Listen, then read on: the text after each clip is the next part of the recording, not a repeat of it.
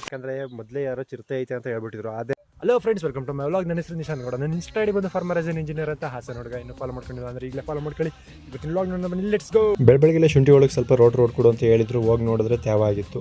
ಶುಂಠಿ ಮಾತ್ರ ಸೂಪರ್ ಆಗಿತ್ತು. ಶುಂಠಿ ನೋಡ್ಕೊಂಡ್ಬಿಟ್ಟು ಹಂಗೆ ಬರ್ತಾ ಇದ್ದು ಒಳಗೆ ಜಡ್ ಜೋಡ್ಸೋಣ ಅಂತ ಹೋಯ್ತಾ ಇದ್ದು. ಹೋಗ್ಬೇಕಾದ್ರೆ ಒಂದು ಅಡ್ವೆಂಚರಸ್ ರೈಡ್ ಇದ್ದೇ ಇರುತ್ತೆ. ಇವಾಗ ಒಂದು ರಿಯಲ್ ಟಾಸ್ಕ್ ಇತ್ತು. ಏನಪ್ಪ ಅಂದ್ರೆ ಆ ಜೋಳದ ಒಳಗಡೆ ನುಗ್ಬಿಟ್ಟು ಜಡ್ ಜೋಡ್ಸೋದು. ಒಂದು ಜೋಳ ಹೆಂಗ್ ಹೈಟಾ ಬೆಳೆದ್ಬಿಡ್ತು ಅಂತ ಡೌಟ್ ಆಯ್ತೈತೆ. Jet where are you jet pipe jet ಕೊನೆಗೂ ಸಿಕ್ಕೇ ಬಿಡ್ತು. ಈಗ ಇದನ್ನು ಸ್ಥಳಾಂತರ ಮಾಡುವ ಸಮಯ. ಯಾರಪ್ಪ ಇವನು ಈ ಥರ ಕೂಗಾಡ್ತಾವನೆ ವೀಡಿಯೋಗೋಸ್ಕರ ಅಂತ ಅನ್ಕೊಂಡ್ರೆ, ಬಟ್ ವೀಡಿಯೋಗಲ್ಲ. ರೈತರ ಮಕ್ಳು ಗೊತ್ತಿರುತ್ತೆ ಏನಕ್ಕೆ ಈ ಥರ ಅಂತ. ಜೋಳದೊಳಗಡೆ ಏನಾದರೂ ಅಡವಿ ಕೂತಿದ್ರೆ ಅಥವಾ ಯಾವುದಾದ್ರೂ ಪ್ರಾಣಿಗಳಿದ್ರೆ ನಾನು ಹೋಗೋಕ್ಕೂ ಮುಂಚೆ ಎದ್ದೋಗ್ಬಿಡಲಿ ಅಂತ ನಾನು ಆ ಥರ ಮಾತಾಡ್ಕೊಂಡು ಹೋಗ್ತಾ ಇದ್ದೆ. ಆಮೇಲೆ ಕೊನೆಗೆ ನೀವು ಈ ವಿಡಿಯೋ ನೋಡ್ತಿರೋ ಇಲ್ವೋ ಅಂತ ಡೌಟ್ ಆಗಿತ್ತು. ಅದಕ್ಕೆ ಸೊ ಏನಾದರೂ ಟ್ವಿಸ್ಟ್ ಮೇಲೆ ಟ್ವಿಸ್ಟ್ ಇಡಬೇಕು ಅಂತ ಸುಮ್ಮನೆ ಕೂತಿದ್ದವನು ಈ ಥರ ಒಂದು ಸ್ಕ್ಯಾಮ್ ಮಾಡಿದೆ ನೋಡಿ. ಸದ್ಯ ವಿಡಿಯೋ ಮಾಡ್ಕೊಂಡು ಹೋಗ್ತಾ ಇದ್ದೀನಿ. ಹಾವು ಗುರು ನೋಡಿಲಿ, ಹಾವು ಗುರು ಇಲ್ಲಿ.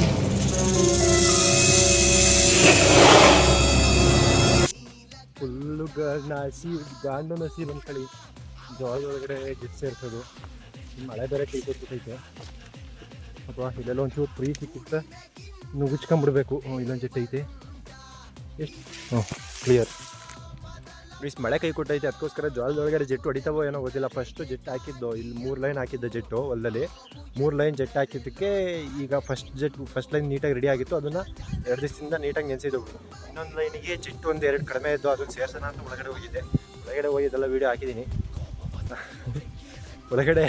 ಒಳಗಡೆ ಹೋಗಿದಾಗ ಗುರು ಎದುರಿಗೆ ಅದು ಭಯ ಅಂದರೆ ಭಯ. ಇಲ್ಲಿ ಓಡಾಡೋಕ್ಕೆ ಯಾರೂ ಇಲ್ಲ. ಅದ್ರೊಳಗಡೆ ಫುಲ್ಲೆಲ್ಲ ಹಳ ಬೇರೆ ಬೆಳೆದ್ಬಿಟ್ಟೈತೆ. ಇಲ್ಲಿ ಕಾಲು ಹಾಕೋದ್ರೆ ಏನಿರುತ್ತೋ ಅಂತ ಭಯ. ಯಾಕಂದರೆ ಮೊದಲೇ ಯಾರೋ ಚಿರತೆ ಐತೆ ಅಂತ ಹೇಳ್ಬಿಟ್ಟಿದ್ರು. ಅದೇನಾದ್ರು ಬಂದ್ಬಿಟ್ಟು ನಮ್ಮ ಹೊಲದಲ್ಲಿ ಏನಾದರೂ ವಾಸ ಮಾಡಿದರೆ ಭಯ ಆಗಲ್ವಾ? ಚಿರತೆ ಬಿಡಿ, ಹಾವು ಏನಾದರೂ ಇದ್ದುಬಿಟ್ರೆ ಅಲ್ಲಿಂದ ಅಲ್ಲೇ ಹಂಗೆ ಸ್ಟಕ್ ಆಗ್ಬಿಡ್ತೀವಿ. ಬಟ್ ಇಲ್ಲಿ ನವಿಲಿರ್ತವೆ, ಹಾವೇನಿರಲ್ಲ ಅಂತ ನಾನು ಅನ್ಕೊಂಡ್ಬಿಟ್ಟು ಸುಮ್ಮನೆ ಧೈರ್ಯ ಮಾಡ್ಬಿಟ್ಟು ಒಳಗಡೆ ಹೋಗಿದ್ದೆ. ಸೇರಿಸಿದ್ದೀನಿ, ಬಂದಿದ್ದೀನಿ. ಇನ್ನೊಂದು ಸರಿ ಕರೆಂಟ್ ಬಂದಾಗ ಬಂದ್ಬಿಟ್ಟು ನೀರು ಹೊಡಿತಾವೋ ಇಲ್ವೋ ನೋಡಬೇಕು. Let's see. ಜೆಟ್ಟು ಹೊಡಿತಾವ ಅಂತ ನೋಡೋಕ್ಕೆ ಬೈಕ್ ಮೇಲೆ ಇಟ್ಕೊಂಡ್ಬಿಟ್ಟು ಟಾಪ್ ಆ್ಯಂಗಲಿಂದ ನೋಡ್ತಿದ್ದೀನಿ.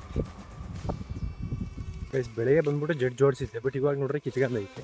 ಎಲ್ಲಿ ಕಿತ್ಕೊಂಡೈತೆ ಅಂದರೆ ಜೆಟ್ ಹತ್ರ ಜಾಯಿಂಟ್ ಸ್ವಲ್ಪ ವೀಕ್ ಆಗಿ ಕರೆಕ್ಟಾಗಿ 2 ಕ್ಲಾಪು ಬಿಚ್ಕೊಂಡ್ಬಿಟ್ಟು ಈ ಥರ ಆಗೈತೆ ಪೈಪ್.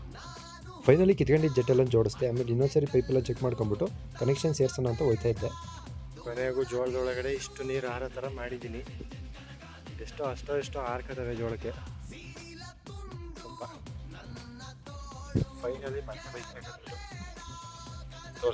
ಬೆಳಗ್ಗೆ ತೇವಾಗಿತ್ತು ಅಂತ ಹೊಲದೊಳಗಡೆ ಮಿಷನ್ ನಿಲ್ಸೋಗಿದ್ನ. ಅದನ್ನು ಹೊಡ್ಕೊಂಡ್ಬಿಟ್ಟು ಲಾಸ್ಟಿಗೆ ಹೋಗೋಷ್ಟೊಳಗಡೆ ನನಗೊಂದು ರಿಟರ್ನ್ ಗಿಫ್ಟ್ ಕಾದಿತ್ತು. ಟೈರ್ ಬಿಸಿಲಲ್ಲಿ ಹೊಡಬಾರ್ದು ಅಂತ ಶುಂಠಿ ಸಾಲಲ್ಲಿ ಇಟ್ಟಿದ್ದೆ. ಸಾಲಲ್ಲಿ ಹೊಡಿತಾ ಟೈರ್ ಮೇಲೆ ಹೊಡೆದು ಟೈರೇ ಹೊಡೆದು. ಅದನ್ನು ನಾನೇ ರೆಡಿ ಮಾಡ್ಕೊಂಡ್ಬಿಟ್ಟು ಎಲ್ಲನೂ ಸೇರಿಸ್ಕೊಂಡ್ಬಿಟ್ಟು ರೋಟ್ರೆಲ್ಲ ಹೊಡೆದಾಗಿತ್ತು. ಸಖತ್ತು ತೇವ ಇದ್ರಿಂದ ಮಣ್ಣಾಗಿತ್ತು. ಅದನ್ನು ನಮ್ಮ ಹೊಲತಕ್ಕೆ ತಗೋಬಿಟ್ಟು ನಾನೇ ಬೋರ್ವೆಲಲ್ಲಿ ನೀರು ಮಾಡ್ಕೊಂಡು ಸರ್ವಿಸ್ ಎಲ್ಲ ಮಾಡ್ಕೊಂಡ್ಬಿಟ್ಟು ಮನೆಗೆ ಹೋಗೋಷ್ಟೊಳಗಡೆ ಈ ಹುಡುಗನ ನೋಡ್ಬಿಟ್ಟು ಕೆಲಸ ಮಾಡ್ತಿರೋದು ನೋಡಿ ಅಯ್ಯೋ ಪಾಪ ಅನ್ನಿಸ್ಬಿಡ್ತು.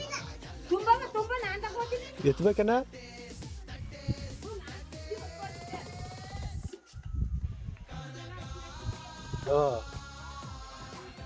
ಕಣ್ಣಿ ಹೊಡಿತಾ ಎಷ್ಟು ಕೆಲಸ ಮಾಡ್ತೀಯ ಬಿಡೋ ನೀಂತಾನೆ. ಈ ಮಳೆಗಾಲದಲ್ಲೂ ಕಷ್ಟಪಟ್ಟು ಜೋಳಕ್ಕೆ ನೀರು ಹಾಯಿಸಲು ಆಗಿದ್ದಾಗಿತ್ತು. ಈ ರೈತರು ಹುಡುಗನ ಇನ್ನೂ ಫಾಲೋ ಮಾಡಿಲ್ಲ ಅಂದರೆ ಈಗಲೇ ನನ್ನ ಪೇಜ್ನ ಫಾಲೋ ಮಾಡ್ಕೊಂಡ್ಬಿಟ್ಟು ಸಪೋರ್ಟ್ ಮಾಡಿ. Thanks for watching.